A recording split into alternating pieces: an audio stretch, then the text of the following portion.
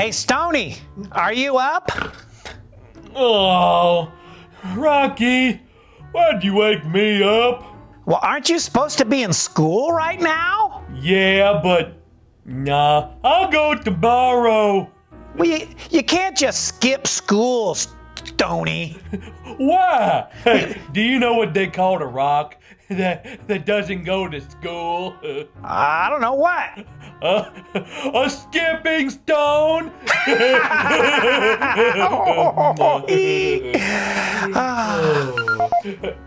Who's that? Oh, it's a text message from my friend Toby. Oh, what's he want? He sent a video of him jumping off a cliff into a huge lake. I can do that. You cannot. You're afraid of water. Nuh-uh, you are. What? I love water.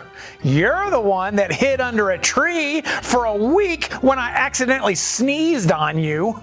Yeah, but that was like a gallon of sneeze, bro. Okay, let's settle this once and for all.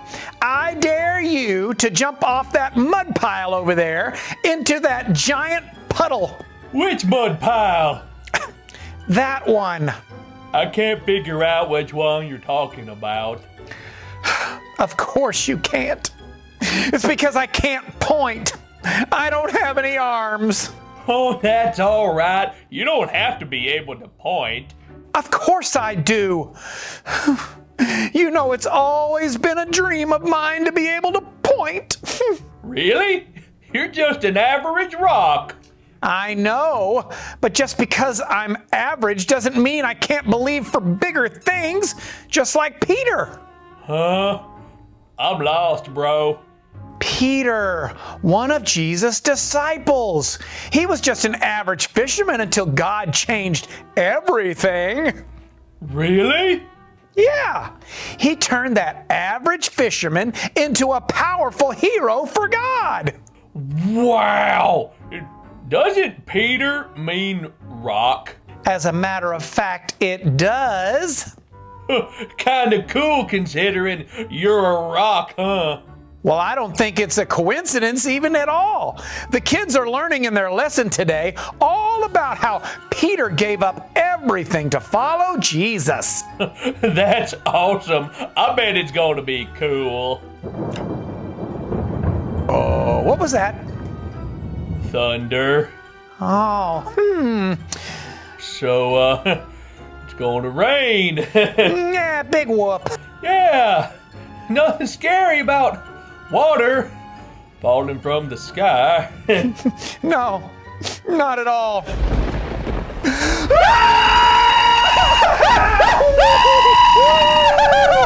Mommy!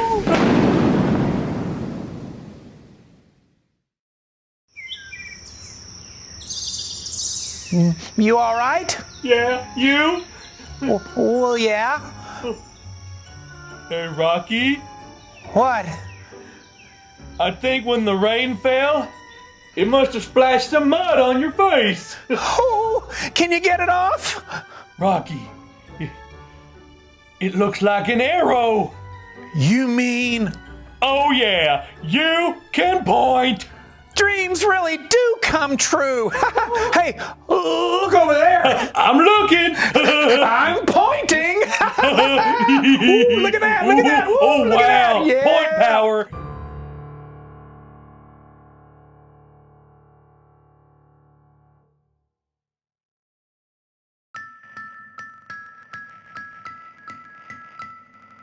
Good morning, boys and girls. This is Miss Cynthia. Thank you for joining me. Today we're going to start a new series entitled The Rock. And our first Bible story for this series takes place in the book of Luke chapter 5 verses 11 through 1. And so we're going to learn about the moment when Peter first became a follower of Jesus. And so we find Peter, and actually his name is Simon, but Jesus called him Peter, and so that is why we're gonna call him Peter in this series. Okay, so Peter was in his boat washing his nets. You know, Peter and his brother were fishermen, And so fishing, was not really considered a job for people who were smart and special. As a matter of fact, it was a very common job. Fishermen were not considered important people, back when Jesus walked the earth with us. And so they were considered just average, ordinary people, And so Peter and several others were coming in from a long night of fishing. And so they hadn't caught a single thing. Nets were empty, boat was empty. I'm assuming, I don't know if they kept the fish in coolers if they caught any, but the boat was empty, no fish. And so as Peter was coming onto the shore, he noticed that Jesus was standing there. And so Jesus asked Peter if he wouldn't mind letting him teach the crowds from the boat, or teach a crowd of people from the boat. And so Peter didn't mind. So he put his boat out in the water and he let Jesus teach the crowds of people from the boat. And so when Jesus was through teaching, he told Peter to head out into deeper water. And so they head out into deeper water to let down his nets and see if he catches any fish. So yeah, that's what Jesus told him, to go into deeper water, let down his nets to catch some fish. And so Peter was a professional fisherman. I mean, he knew every trick, everything that there was to know about fishing, right? Because that was his job, that was his profession. And so he knew way more about fishing than most people do. And so Peter answered Jesus. You remember Jesus asked him, go into deeper water and let your nets down so you can catch some fish. And so when Jesus said that, Peter replied, we have already been working hard at fishing all night, right here in this spot where you're telling us to go. We didn't catch anything at all. So I'm sure there was no reason to let the nets down, but because you said so, we will. We will. So in other words, he was being obedient to Jesus, right? They had already been to that same spot. They came back empty-handed, but Jesus had asked them, go back out there and cast your nets, throw your nets out. And so in his mind, he was sure they weren't going to catch anything because they didn't catch anything before, right? But because Jesus was asking him to, Peter was obedient to what Jesus was asking him to do. And so, Peter made a good choice. Even though he didn't realize that Jesus was the Son of God, he decided to do as he asked. And, he was obedient. And so they went out into deeper water and they let out their nets. They let down, they cast their nets or let them out in the same spot as before. And suddenly the nets were filled with so many fish, they could hardly pull them into the boat. So, I don't know, kind of like just imagine the boat being filled with fish, like just mountains of fish on the boat, right? And so, because this was happening, Peter was so amazed, and he fell, to his knees. He fell at Jesus's feet and said, "Master, please go away from me. I am too much of a sinner to be around you." And so it was at this point that Peter saw the power and the glory of Jesus, right? And he didn't feel worthy of even being in Jesus's presence, right? He knew that he wasn't worthy, and he knew that he was a sinner, right? Just like all of us. And so he fell at Jesus's feet and asked, I'm not even worthy to be in front of you right now. And so Jesus told him, don't be afraid. Don't be afraid. Follow me. From now on, you will be fishers of men, or you will be a fisher of men. And so as soon as they reached the shore, Peter left his boat, and his net, and he followed Jesus, and he never looked back. He never ever regretted it or looked back and wished he was back fishing, or no, he followed Jesus and just forgot about his past, right?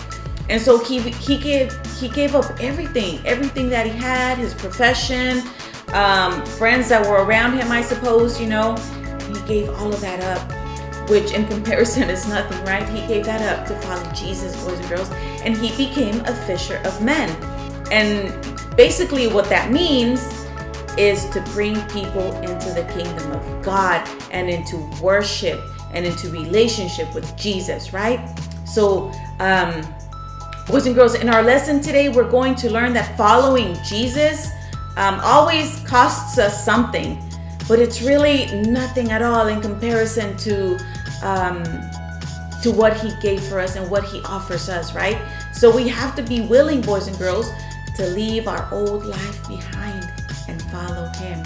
So before we continue, let's go over a power verse, and it's found in Luke 14, chapter 33. And it says, you cannot become my disciple without giving up everything you own. Luke 14:33. So you cannot become my disciple without giving up everything that you own.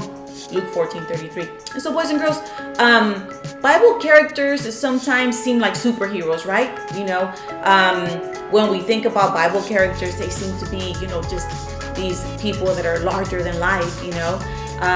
They're never discouraged, and they're always stay on top of things. Men and women of God with faith, that can move mountains, right? We're like, man, these people had so much faith, and look at what God did through them. And so that's the picture we have, when we read these stories, and we have that picture in our minds because our favorite stories are of great victories and amazing miracles, right? And so we hear stories about David and Goliath and Daniel and the lion's den, and Paul and Silas being delivered from prison, by an earthquake in the middle of the night.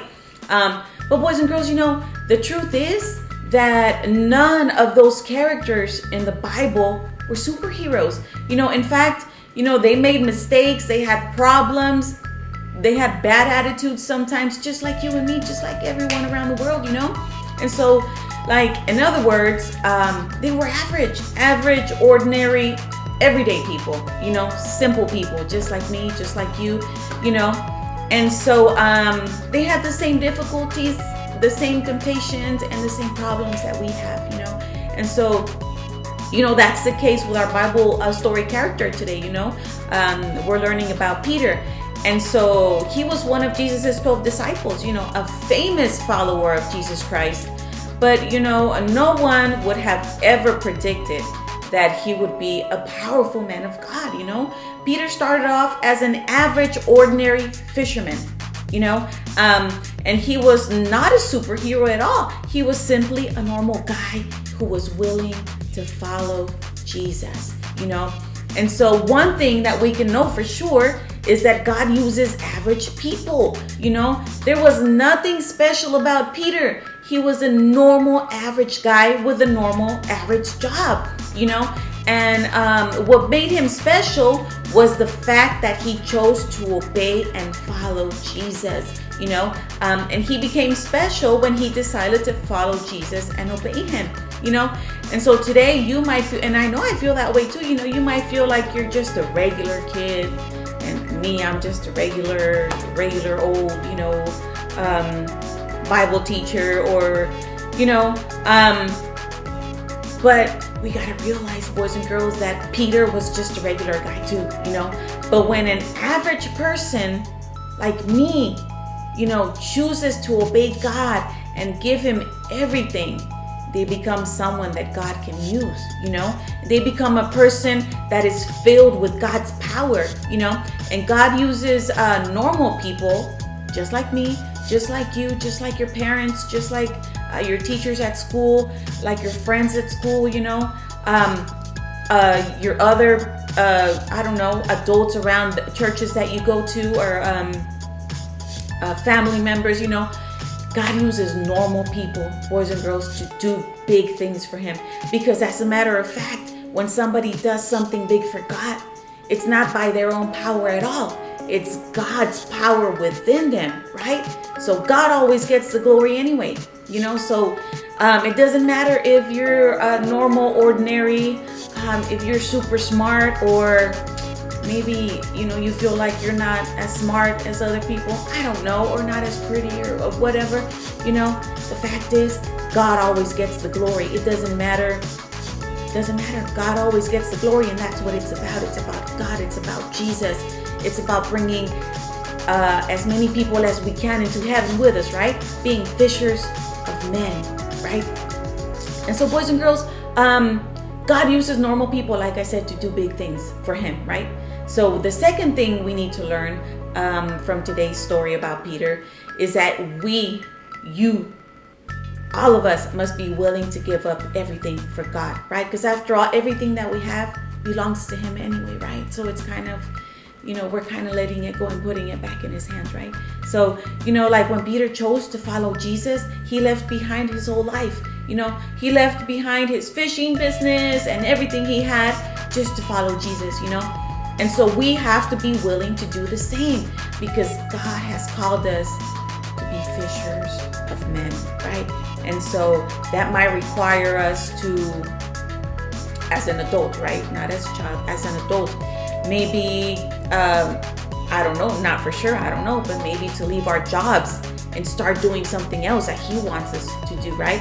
It may require us maybe to, become a missionary and spread God's word all over the nations, right? Not only in the United States, but in nations around the world, right?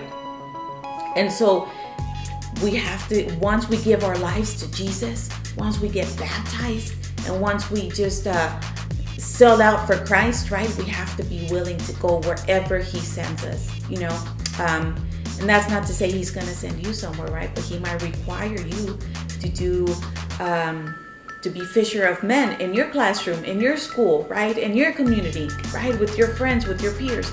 And so, boys and girls, we must be willing to follow God's plan, right? And follow his plans for our lives, right? We got to get rid of our plans. I want to do this. I wish I could do that. This is what I love doing, We got to get rid of that I, me. And we have to put Jesus first. We have to put God's plan first. How do you know God's plans? Well, you read the word, right? You read his word, and God uses his word to guide you, to tell you how to live your life, right? According to his plan. And so if we really want to do big things for God, boys and girls, and remember, we're not doing the big things for God. God is doing them through us, right? We're just a body. We're just a person, normal, old, average person that God uses to glorify himself, right? And so in order to do that, to bring glory to God, we must be willing to give up everything, right? I don't know what he's going to ask us to give up, right? Like Peter left his boat, left his fishing gear, left his business, his friends to follow Jesus. I don't know what he's going to ask us to do, right? But we got to be willing to do it, boys and girls. And so before we finish our lesson, let's go over a power verse today. And remember, it's found in Luke 14:33. And it says like this: so you cannot become a disciple without giving up everything you own. So you cannot become a disciple without giving up everything that you own. Luke 14:33. So boys and girls, my prayer for you today is that if you feel like you've been holding back from God, like there's things that you still want to hold on to, right? Like old things that you used to do, old friends that that you shouldn't be hanging out with, I don't know. I mean, I'm pretty old and I don't do the same things. I don't struggle with the same things that you do as a child or as a teenager. But you know in your heart, in your mind, the things that God is trying to get you away from, right? And so what you have to let go of, right? What you have to give up to follow Jesus Christ, right? Only you and God know, right? And so my prayer for you is that if you know in your heart, in your mind, what God is calling you to leave, then I pray that you do it, right? My desire is that you do it and that you follow Christ wholeheartedly, with your whole heart, and live for him, right? And so be obedient to his calling, and let's see what else. I don't know. Just let him use you greatly, I love you guys, and I hope you have a great week, and I'll see you next Sunday. Bye.